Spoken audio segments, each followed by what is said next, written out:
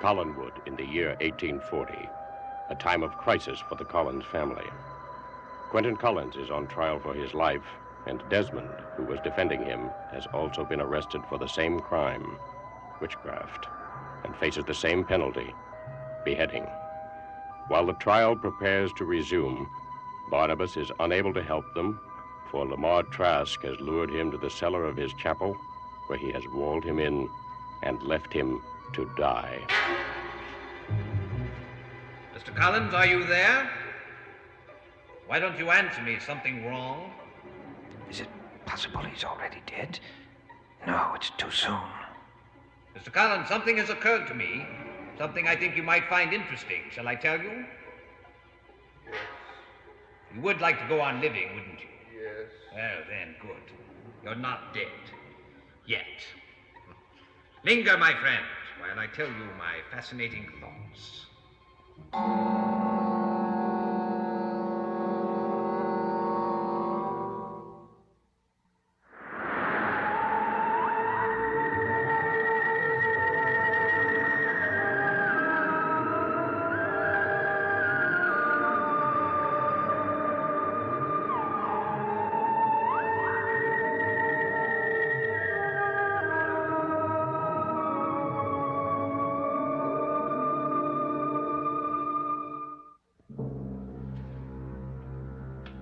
What has occurred to me is that you could go on living if you were a vampire. What I've done to you couldn't destroy a vampire, could it? Well, that's a pity for you, but a triumph for me. How proud my blessed father would have been. Go away, Trask, and let me die in peace. In peace? Never. My only regret is that it's coming too fast. Don't you agree? Don't you agree?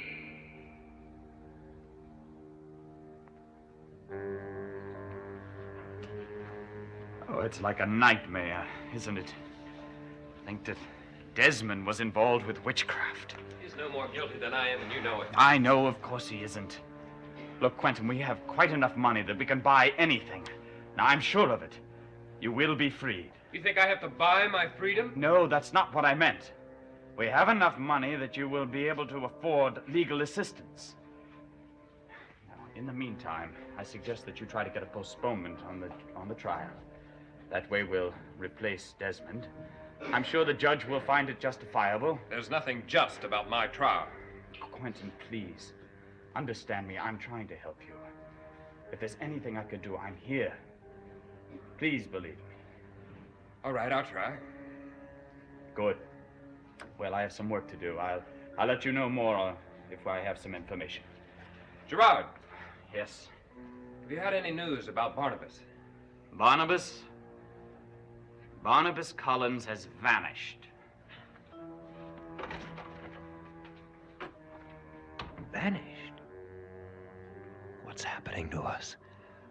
One by one, we're being destroyed. Do you suppose the spirit of Judah Zachary is at work, carrying out his revenge? No, I can't believe it. I can't.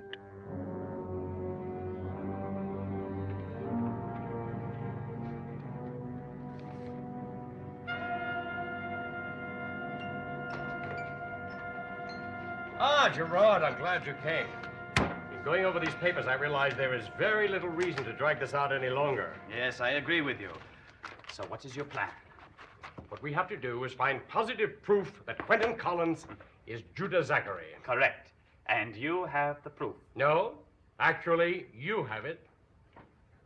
What do you mean, Charles? Judah Zachary's head. All we have to do is find the head in Quentyn Collins' laboratory, and the case will be ended. Yes, true. Oh, I expected you to be a little more enthusiastic. Yes. Surely, Charles, there's another way to put an end to this trial other than using the head of Judah Zachary. Well, there may be, but this is so simple. The time is so right. Yes, simple, isn't it? Well, what happens when the trial is over? What will they do with the head? Now, if you were the court, what would you do with it? Yes. I see. Destroy it. Exactly. So that is why the head must not be used until the last resort. Oh, Gerard, I was hoping I would find you here. Good evening, Mr. Dawson. Mr. Trask? Now, if I were allowed to take the stand, I think you would find that your working hours would not have to extend into the night. In fact, if I were allowed to take the stand, the trial would soon be over. Yes, Mr. Trask, I understand your enthusiasm, and in less than 12 hours, you're going to have a chance to prove your point. Tomorrow morning, Mr. Trask, you are going to be called upon to testify. Tomorrow? Good. I think you shall find it to be a most significant testimony. Yes, we've discussed it. Well, if you gentlemen will excuse me. Certainly. Good night, Charles. Good night. Well, you're rather cheerful, aren't you? That's not the usual you, is it? Why, are you contemplating tomorrow's trial? Oh, no, Gerard. No. It is much more than that. Mm-hmm. I have the great pleasure to report to you that Barnabas Collins is dead.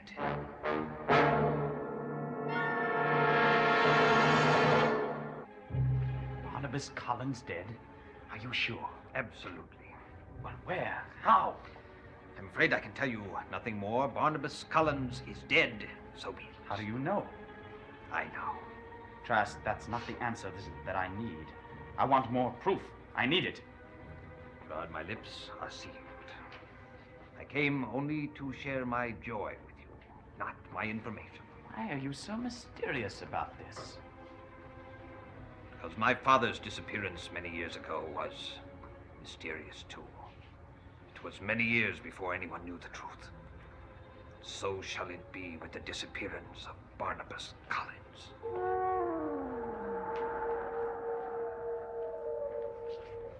Your Honor, I move for a postponement of my trial until legal representation can be found on my behalf. I object.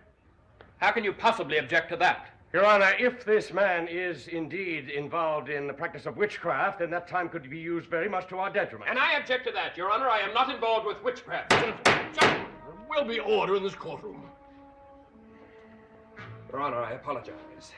This situation is beyond my realm of experience. Therefore, I do ask for a postponement of my trial so that I may find somebody to help me. Your request is granted. You may have until 1 o'clock to find representation. 1 o'clock today? Today. That's only 3 hours. I am quite aware of that, Mr. Collins.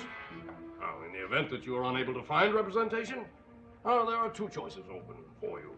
The court is prepared to appoint an attorney to represent you, subject to your approval, of course, and your alternative is to represent yourself. And does the court have somebody in mind for this appointment? Well, given the opportunity, the court would appoint Silas Graham. Silas Graham? You are familiar with the name. Yes, I am indeed, and I won't have that man represent me. May the prosecution know your objections to Mr. Graham? You certainly may, Mr. Dawson. Everybody in this court knows that Silas Graham is incompetent, and he has a notorious reputation. I'd sooner represent myself. Oh, then you feel you are more qualified than Silas Graham. I do indeed. Mr. Collins, the court advises you not to make this decision in haste. Oh, you have until 1 o'clock to think this over more carefully. The court is recessed until 1 o'clock.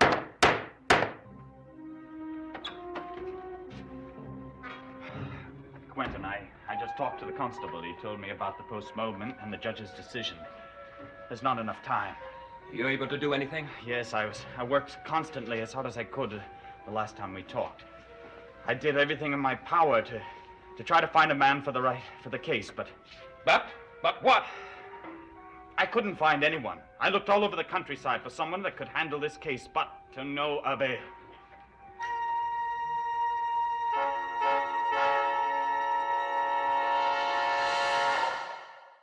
No one willing to take my case. And that means they think I'm guilty. At least that's what they meant. Not necessarily, Quentyn. Either that, or else they feel the case is so hopeless that they can't get anyone to get me out of it. Oh, my God. Look, Quentyn, I know things don't look too good, but you're not totally defenseless, believe me. Now, you know you're as innocent as anything. Why don't you defend yourself? Gerard, I don't know anything about the law. Even if I did, I'm so involved with this case, I wouldn't do justice to myself. But you must. You know, you have a lot of hope and a lot of faith. And I need both of them very badly. If there's anything I can do, you know I'll be here. I wish I could think of something myself. You will. Believe me, I'm sure you will. Well, listen, Quentyn, I have some work to do. I'll do everything I can for you. Believe me. Believe me.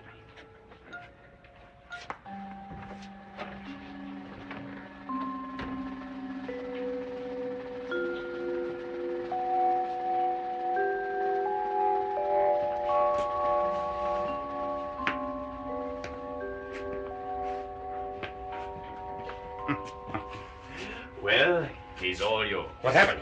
Nothing. He found no one? Of course not. He's been imprisoned, and he asked me to look out for it. So I combed the countryside looking for an attorney, but to no avail. Oh, what a pity. Have you told him? Oh, yes, I've told him. And, what was his reaction? He was very, very depressed. I'm afraid he's going to be quite ineffectual at court defending himself. So today is the day for the kill, Charles. It's up to you. Oh, I assure you, I will handle it well. I have no doubts. Oh, I can't wait for the court to convene at 1 o'clock.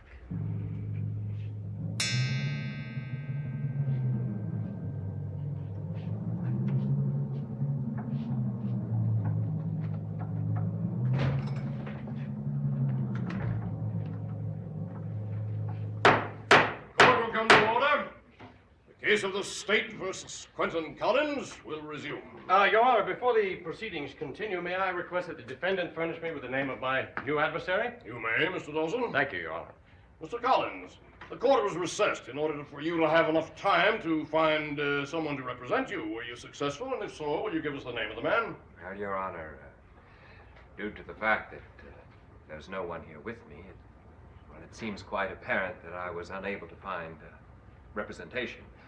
Therefore, under the circumstances, and much to my regret, I shall have to speak for myself.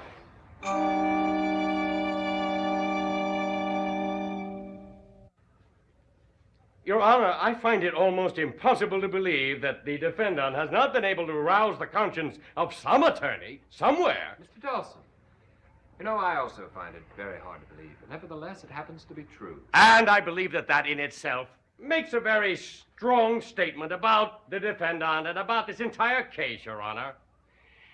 No one will come forth in his behalf. Thus far, only one man has seen fit to defend Quentyn Collins. His own cousin, Desmond Collins, who even at this moment awaits his own trial on witchcraft. What could be more obvious? Your Honor, I don't know quite how to say this, but I do suspect that those last remarks should be stricken from the court records. You are absolutely right, Mr. Collins. Mr. Dawson, you are out of order. Mr. Collins, is there any indication that you may possibly in the near future find representation? Your Honor, I'm not at liberty to say so at the moment. Very well. And Mr. Dawson, you may call your first witness. Thank you, Your Honor. Prosecution will call Lamar Trask to the witness stand.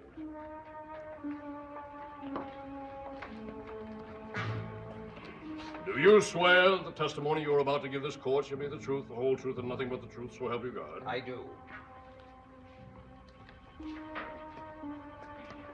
Mr. Trask, does the name Lorna Bell mean anything to you? Yes, she was an acquaintance of the late Roxanne Drew.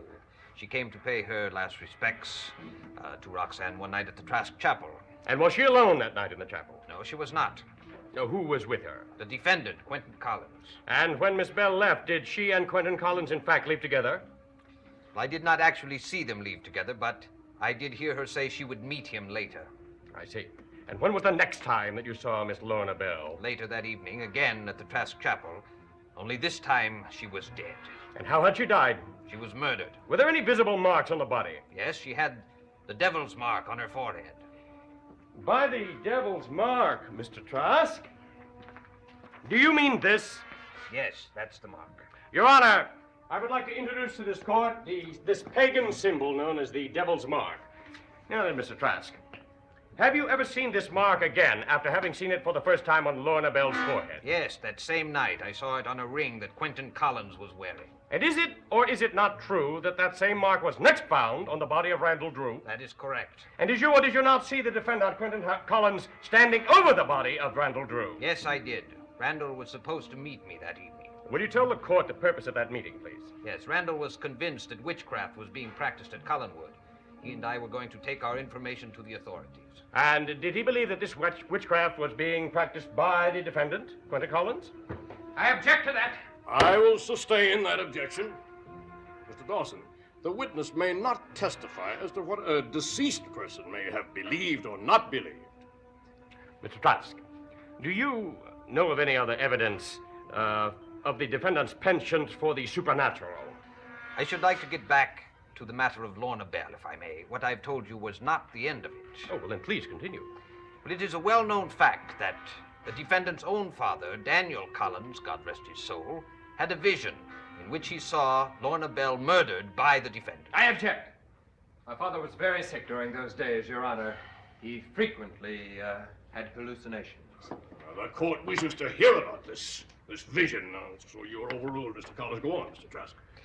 The vision occurred in Quentyn Collins' laboratory on the stairway into time. Stairway into time. Would you clarify that for the court, please? The defendant has constructed a stairway which he claims is capable of transporting a human being into the past or future. Oh, in other words, then Quentyn Collins has actually supernatural powers over time itself.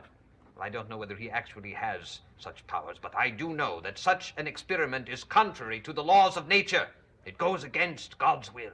And was it not on this stairway that Daniel Collins had a vision during which he witnessed the slaying of Lorna Bell at the hands of Quentyn Collins? That is correct. Your Honor, I submit that if any of this were true, I would have been a very stupid man to let my father see that vision. Oh, not so stupid at all, Mr. Collins. At that time, I believe you were the chief beneficiary in your father's will. I say that you intentionally caused him to have that vision, knowing of his weak heart, knowing that such a vision would cause him to drop dead on the spot. That is a lie. Gentlemen, we will have order. Mr. Dawson, that last remark of yours will be stricken from the record. But you may continue. Mr. Trask, do you know anything at all about the strange occurrences that took place on the property of Mordecai Grimes? Yes, Quentyn Collins had long wanted to buy the Grimes property, but Mordecai said he would refuse to sell as long as he was alive. I see. And then what happened then? Mordecai's cattle were suddenly and mysteriously stricken. Many of them died. I believe a spell was cast over them. By Quentyn Collins? Yes, sir. Your Honor, I object. I feel there is a difference between what a man believes and what a man knows. Well, I know for a fact that you threatened Mordecai. You said he'd be sorry if he didn't sell you that land. Mr. Trask, I did not threaten anyone. But you believe me that I am about to. Oh, I think you would find it greatly beneficial to your cause if you would try and control your temper, Mr. Collins. Dawson, if there's any advice to be given to the defendant, the court will be most happy to do so. That reference to a spell being cast will be stricken for the moment. You may continue, Mr. Dawson. Thank you, Your Honor. You say you know for a fact that he threatened Mordecai Grimes? Yes. How do you know that? Mordecai Grimes told me. Your Honor, I object. I believe there is a rule against hearsay evidence. There certainly is, Mr. Collins. Either the witness did hear that threat or he didn't. Did you hear the threat, Mr. Trask? No, but Mordecai would not lie to me. He's a fine, upstanding, God-fearing man. I am sure he is, Mr. Trask. And obviously, if he heard this threat, if it were made, then he will so testify when and if he takes the stand. And I assure you, Your Honor, that Mordecai Grimes will take the stand. Thank you, Mr. Trask. I have no further questions.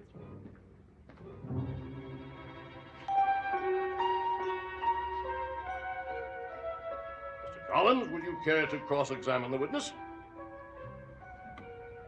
Well, yes, Your Honor. Yes, I certainly would, but... Well, to my advantage, I think the cross-examination would be best handled by my counsel. I was under the impression, Mr. Collins, that you were unable to find counsel. Well, then I apparently gave the court the wrong impression. Therefore, I apologize. But I have found a man to handle my case. But it was impossible for him to be with me when the court convened. And as the cross-examination of Mr. Trask is so desperately important, I asked the court to consider a brief recess while we await the arrival of my new counsel. I object, Your Honor. This is obviously some trick on the part of the defendant that can cause no good for any of us. I assure the court there is no trickery on my part.